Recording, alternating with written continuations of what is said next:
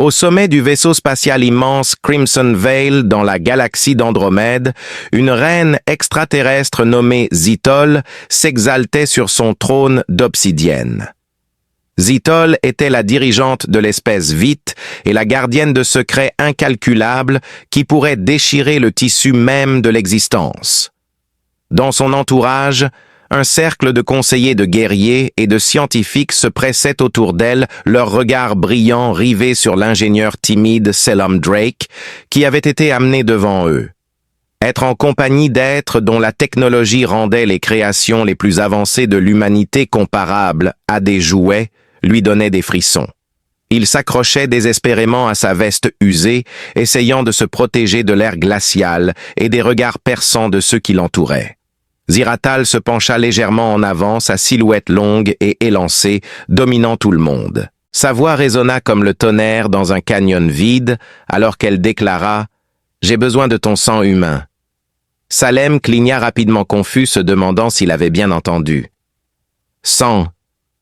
Que pourrait bien vouloir cet être extraterrestre de quelque chose d'aussi banal ? Il devait sûrement y avoir des moyens plus avancés d'obtenir les nutriments et le matériel génétique dont elle avait besoin sans utiliser de méthodes aussi rudimentaires. Mais le voilà confronté à une reine extraterrestre exigeant exactement cela. Juste au moment où Salem s'apprêtait à réagir ou à courir en hurlant vers la sortie la plus proche, l'un des conseillers de Ziratal Zinker, facilement identifiable par son argent éclatant, s'approcha. Avec son exosquelette et des motifs complexes gravés sur sa peau, Zinker semblait plus intéressé par les humains que par ses semblables.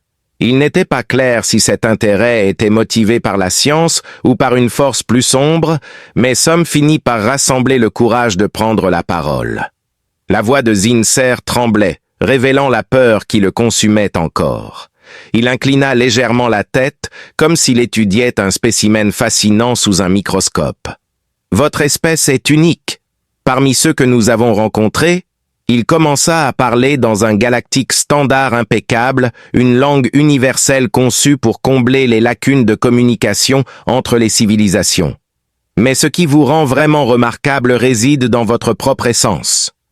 Salem fronça les sourcils, la confusion évidente sur son visage. Mon essence, vous voulez dire mon ADN ?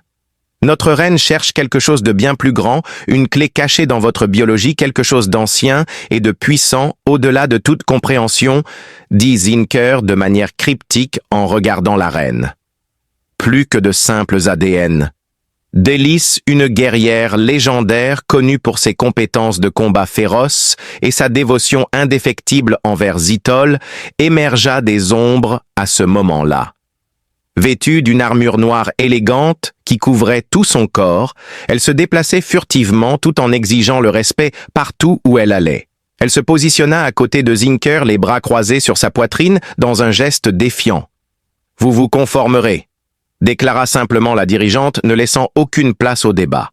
Son ton trahissait son expérience dans l'imposition des ordres plutôt que dans la demande de conformité. « Conformez-vous !» Une main fine, ornée de griffes acérées, fut levée par Ziratal instantanément, réduisant tout le monde au silence. « Il y a une raison derrière ma demande humain », murmura-t-elle, ces mots résonnant puissamment dans toute la chambre. Une raison qui pourrait te laisser sans souffle une fois révélée. Avec une pause dramatique, elle permit au suspense de s'installer, et finalement, il pesa lourdement dans l'air comme des nuages d'orage prêts à être déchaînés. Salem pensa avec incrédulité à la façon dont il s'attendait à ce qu'il renonce à une partie de lui-même sans comprendre pourquoi. Alors que la pièce devenait froide, Somme sentit son cœur s'emballer et son estomac se nouer. Il savait que quelle que soit la révélation qui allait se produire, elle changerait complètement sa vision du monde.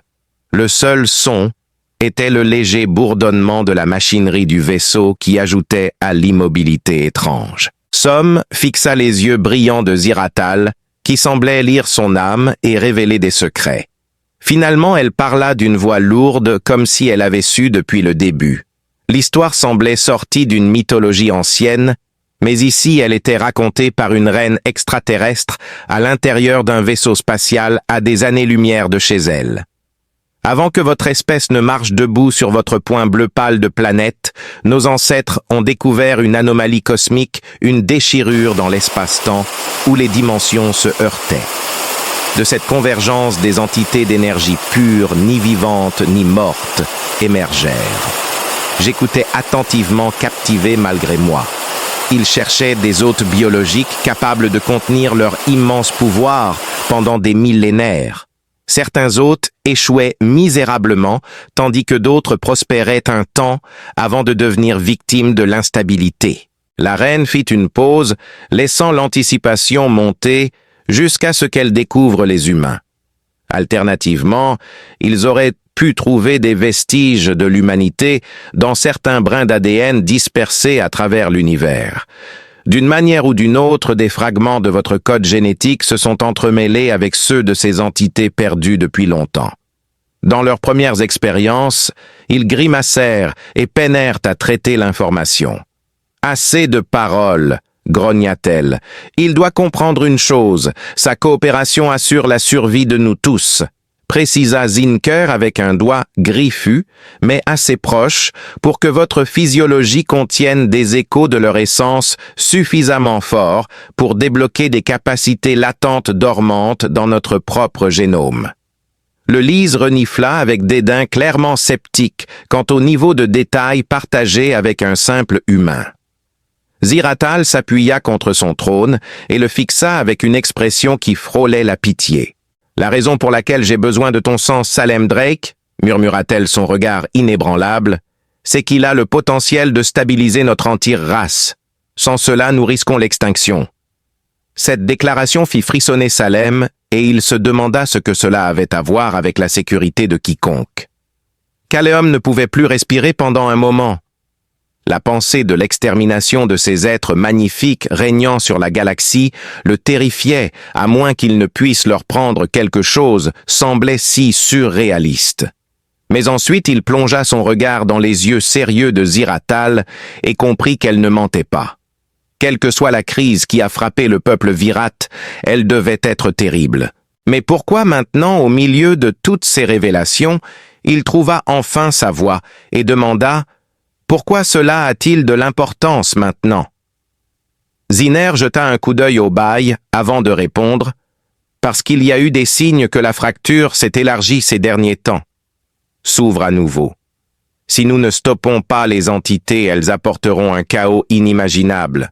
Ton sang nous protège du désastre et nous donne des pouvoirs que nous avons oubliés. » Tout à coup, des visions de vortex tournants déchirant des étoiles de planètes s'effondrant sous des forces invisibles et de civilisations entières réduites en poussière envahirent l'esprit de Salem. Était-ce l'avenir inévitable si nous ne faisons rien? Pourrait-il vraiment détenir la clé pour arrêter ce désastre?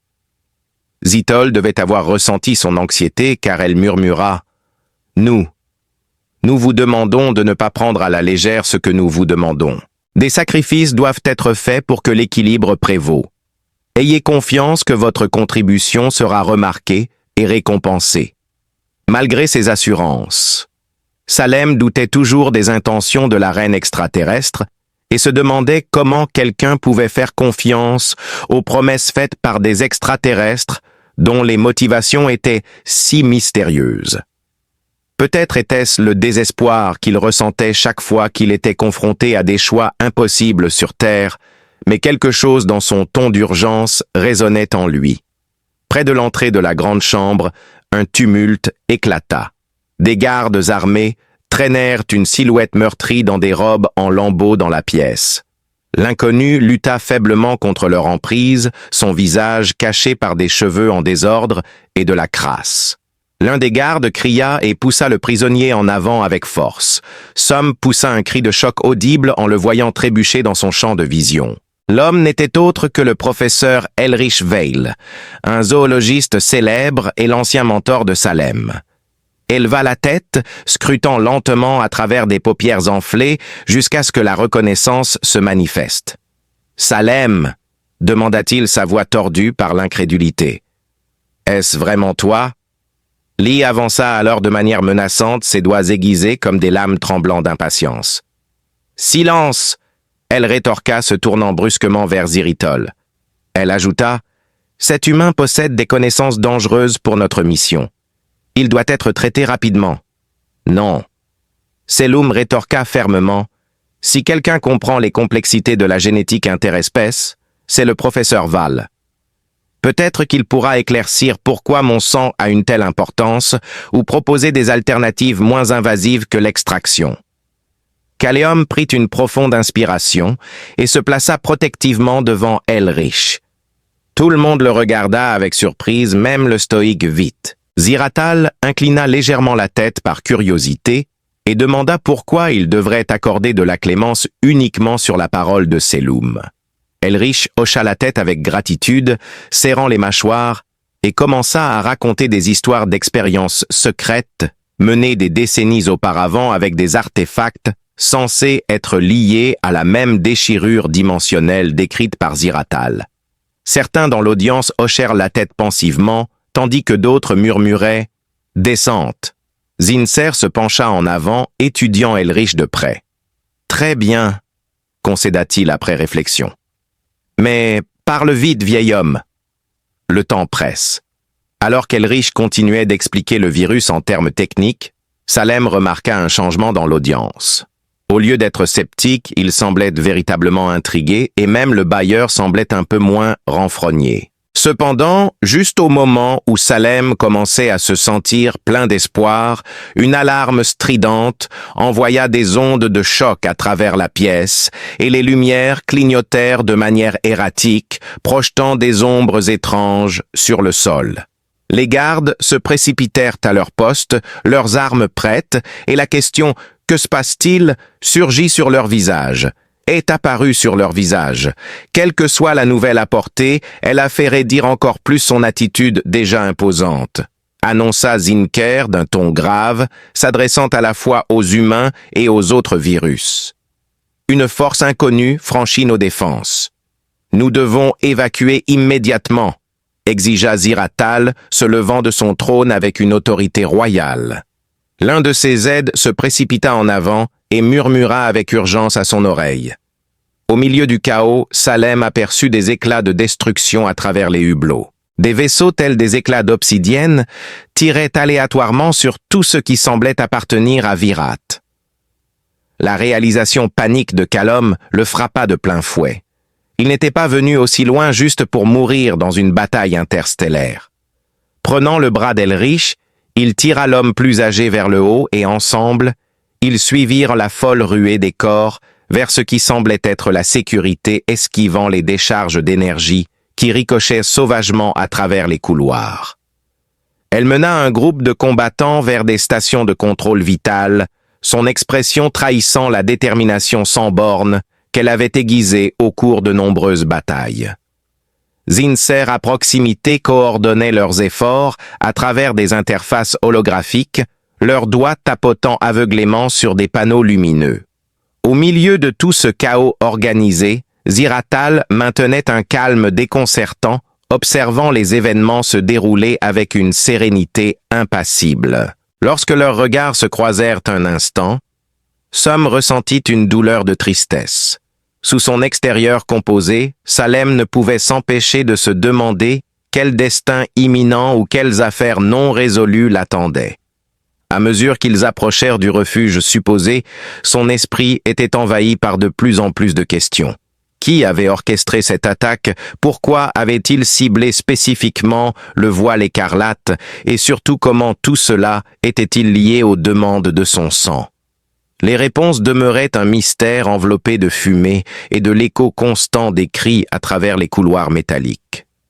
Cependant, une chose devenait douloureusement claire, la survie ne dépendait pas seulement de s'échapper. Au milieu du danger imminent ainsi que d'un réseau de mystères entrelacés avec le destin, Assom et Elrich furent conduits dans une grande chambre qui avait été utilisée comme abri d'urgence. Les murs qui scintillaient et pulsaient avec des barrières énergétiques destinées à résister aux attaques extérieures faisaient battre le cœur de Salem alors qu'il prenait la mesure de leur environnement. Des soldats virus armés jusqu'aux dents gardaient chaque entrée et des techniciens laborieusement assis sur des consoles incrustées dans le sol tentaient de stabiliser les systèmes défaillants du vaisseau. Elrich s'appuyant contre l'un des murs, s'appuyant contre l'autre, il se dit à lui-même, plus pour son propre amusement que pour celui des autres.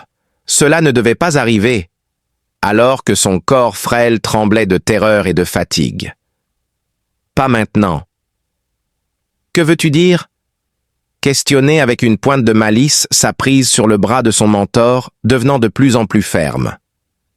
Tout ce qu'Elric savait pouvait être crucial, il n'y avait pas de temps pour des remarques cryptiques. Juste au moment où Elrich s'apprêtait à répondre, Ziratal fit irruption dans la pièce, sa présence provoquant un silence instantané.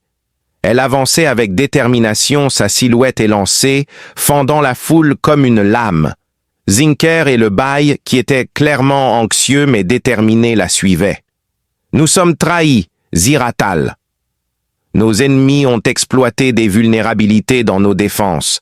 Cette attaque n'est pas aléatoire, c'est calculé et précis. » La foule rassemblée murmura dans un mélange de peur et d'indignation, et Salem sentit un frisson lui parcourir l'échine. La trahison impliquait quelqu'un de proche, quelqu'un de confiance. Mais qui parmi les virus oserait saboter leur reine? La locataire avança son armure noire brillant de manière sinistre dans la faible lumière. Les envahisseurs sont des mercenaires Krillin. Elle cracha des mots venimeux, ses paroles débordant de venin. Tu n'as toujours pas expliqué pourquoi mon sang est si important. Comment cela se relie-t-il à tout ça?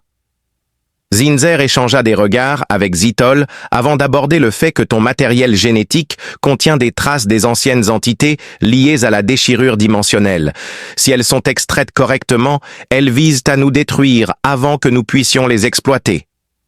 Callum s'exclama incapable de contenir sa confusion. Le professeur murmura à Sam, « Écoute attentivement », tout en fixant Zinser avec une expression ébahie sur le visage. Si ce qu'il disait était vrai, alors le sang de Zinser pourrait sceller définitivement la déchirure et éveiller des capacités latentes au sein de notre espèce. Sans cela, nous serions anéantis. Il y a quelque chose qu'ils ne te disent pas, quelque chose que j'ai découvert il y a des années lors de mes recherches. Juste au moment où Callum allait insister, une forte explosion secoua la pièce. La barrière énergétique scintilla dangereusement et des cris éclatèrent alors que des débris tombèrent du plafond. Au milieu du chaos, un nouveau danger se matérialisa.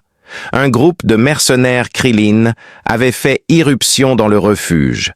Leurs armes tranchantes émettaient une lueur sinistre. Un guerrier féroce portant des lames jumelles chargea en avant, manœuvrant avec une précision mortelle. Les guerriers vite ripostèrent, leur nombre surpassant celui des mercenaires. Alors que les intrus étaient brutalement combattus au corps à corps, des étincelles jaillissaient alors que le métal s'entrechoquait contre la chair extraterrestre. L'espace confiné sombra rapidement dans le chaos et Salem tira instinctivement Elrich derrière un console pour le protéger des tirs perdus. Semblant indifférente au carnage qui se déroulait autour d'elle, Ziratal se tenait près du centre de la pièce, son regard fixé sur un affichage holographique projeté au-dessus de sa paume. Ses doigts se déplaçaient rapidement sur des commandes invisibles, apparemment inconscientes du désastre imminent. « Qui est-elle ? Qui est-elle » demandai-je. « Elle active le protocole de sécurité » cria quelqu'un au-dessus du tumulte.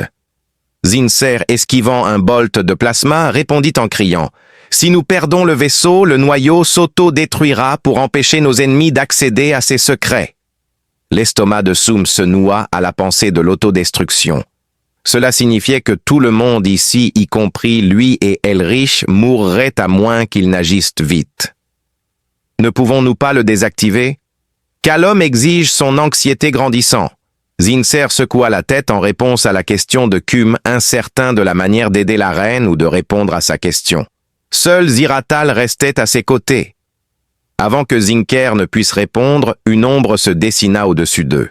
L'un des mercenaires Krillin se jeta sur eux, son visage grotesque tordu en une grimace. Sum réagit instinctivement, saisissant un morceau de débris tombé et le balançant sauvagement. L'arme improvisée se heurta avec un craquement écœurant en voyant la créature valser.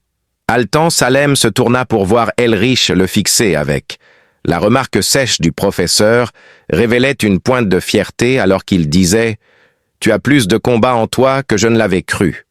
Sum répliqua rapidement, tirant Elrich sur ses pieds, et dit « Nous devons rejoindre Ziratal. Si quelqu'un peut arrêter cette folie, c'est elle. » Le voyage à travers le champ de bataille était terrifiant. Des explosions les frôlaient de près et des corps jonchaient le sol. Malgré les obstacles, Salem continua d'avancer, poussé par une détermination sans faille. Lorsqu'ils atteignirent enfin Zithol, elle à peine reconnut leur présence. Avec sa concentration inébranlable fixée sur l'hologramme, son expression restait indéchiffrable. Sum saisit fermement son bras et supplia « Arrête ça! Tu vas tous nous tuer !» Ziratal le fixa, ses yeux brillants, trahissant un tourbillon d'émotions contradictoires. Puis, d'une voix calme, elle demanda « Me fais-tu confiance, humain ?» Selum fut pris au dépourvu par la question, mais il savait qu'elle ne posait pas la question à la légère. C'était un test, un pari avec des enjeux inimaginables. Il accepta à contre-cœur. Ziratal hocha la tête une fois désactivant résolument le protocole de sécurité. Zinser et le Lise, qui venaient de finir d'éliminer le dernier attaquant Krillin, semblaient soulagés, mais leur soulagement fut de courte durée. Une alarme plus forte et plus urgente retentit, et Zinker pointa un portail crépitant à l'extérieur du hublot. Il s'exclama « Il se déstabilise plus vite que prévu ». Salem suivit son regard terrifié, alors que le vortex tourbillonnant menaçait d'engloutir tout le vaisseau. Elrich tenta de suivre, mais le Lise bloqua son chemin. Ziratal ne perdit pas de temps à saisir le poignet de Salem, sa prise étonnamment douce malgré ses griffes. « Viens avec moi », ordonna-t-elle. Sans attendre de réponse, elle le traîna vers un passage secret dissimulé derrière un panneau. « Reste ici », commanda-t-elle. « Protège les humains laissés derrière. » Sous les instructions pressées de la reine Elrich, fut conduit à une petite chambre au fond du vaisseau. À l'intérieur, il trouva un appareil étrange qui ressemblait à un cocon cristallin. Zithol se précipita pour expliquer, disant « C'est le noyau du Nexus. Cela amplifie la résonance biologique. Ton sang doit s'interfacer avec lui pour stabiliser la déchirure. » Elric obéit à contre-cœur, son regard inquiet, ne quittant jamais Sem. Alors que Zithol préparait délicatement un dispositif ressemblant à une seringue, son expression se radoucit légèrement.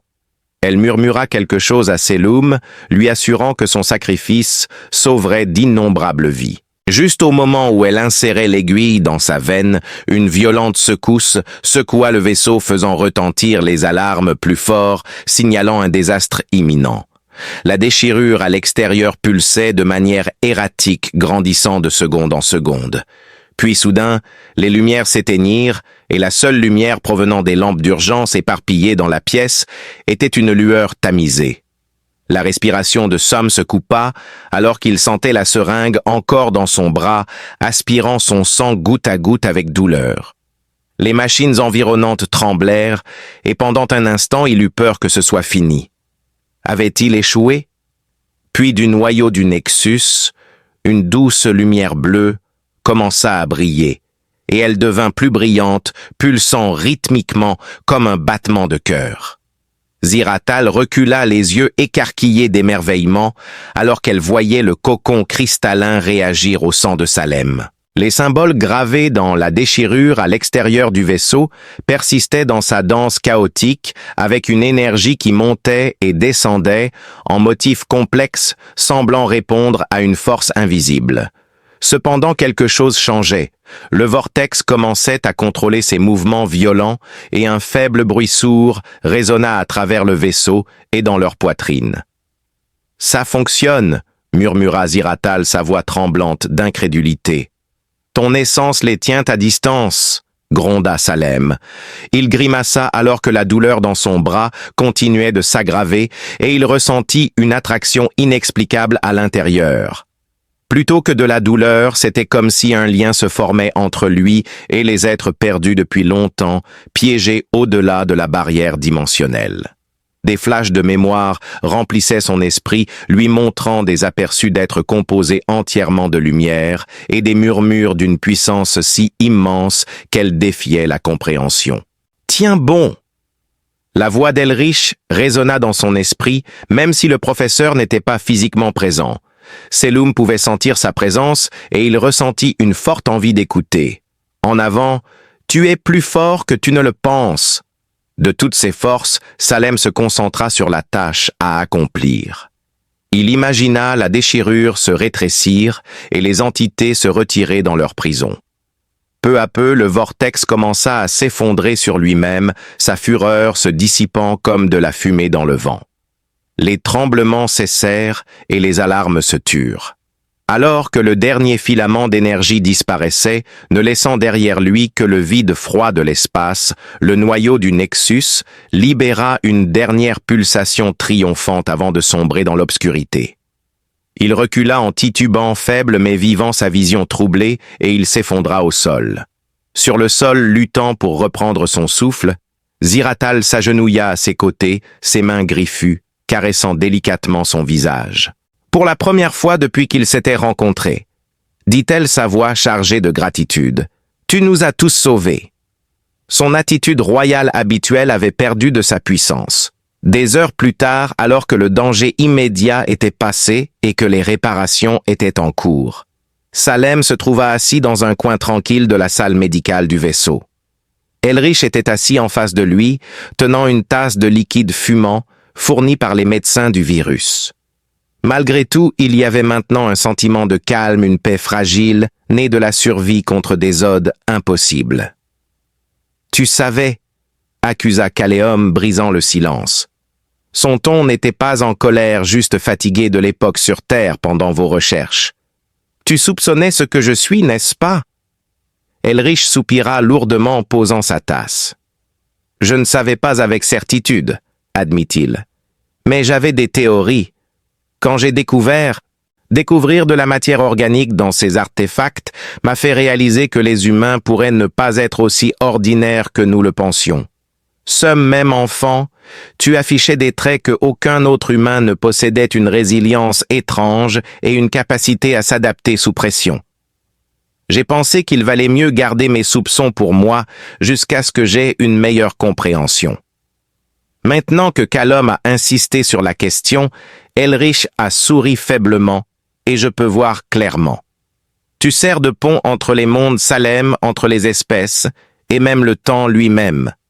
Ton existence prouve que la vie est bien plus interconnectée que nous ne l'avons jamais imaginé. Juste au moment où Calum s'apprêtait à répondre, la porte s'est ouverte révélant « Nous vous devons une dette que nous ne pourrons jamais rembourser », commença Ziratal en s'adressant aux deux humains. « Non seulement vous avez sécurisé notre avenir, mais vous nous avez également montré la valeur de la confiance et de la coopération. » Xiritol Zinker et le Lisman entrèrent solennellement, leurs expressions reflétant un mélange de respect et d'admiration.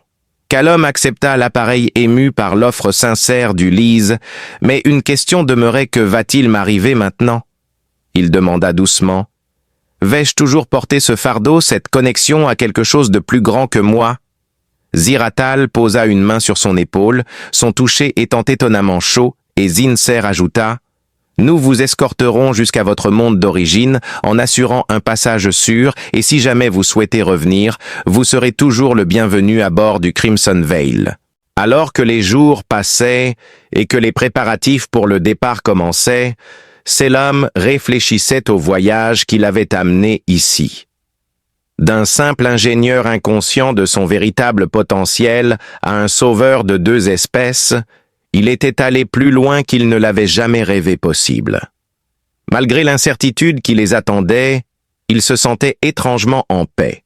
Le jour de leur retour sur Terre, Ziratal les accompagna jusqu'à la baie de chargement alors qu'ils se préparaient.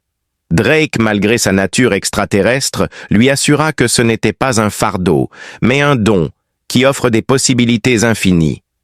Utilise-le judicieusement, Salem. L'univers t'a choisi pour une raison. Alors qu'il s'apprêtait à monter à bord de la navette, elle tendit la main pour lui serrer la main, non pas pour dire au revoir, mais par gratitude.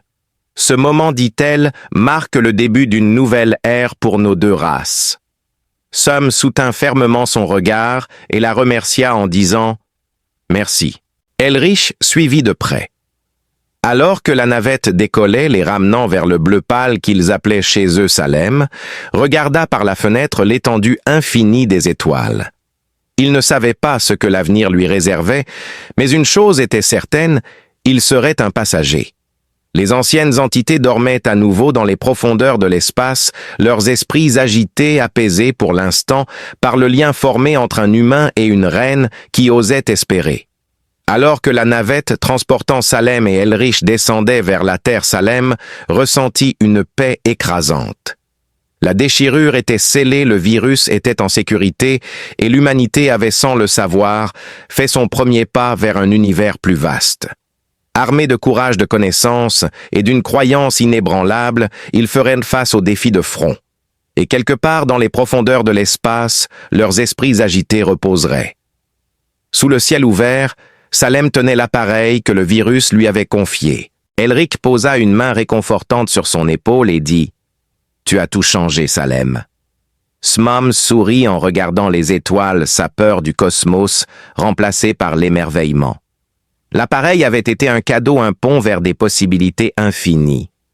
Ziratal veillait sur lui, sa foi en lui inébranlable. Ils avaient apporté l'espoir hors du chaos. Alors que Sam regardait devant lui, il réalisa que ce n'était pas la fin, mais plutôt le début d'une aventure joyeuse.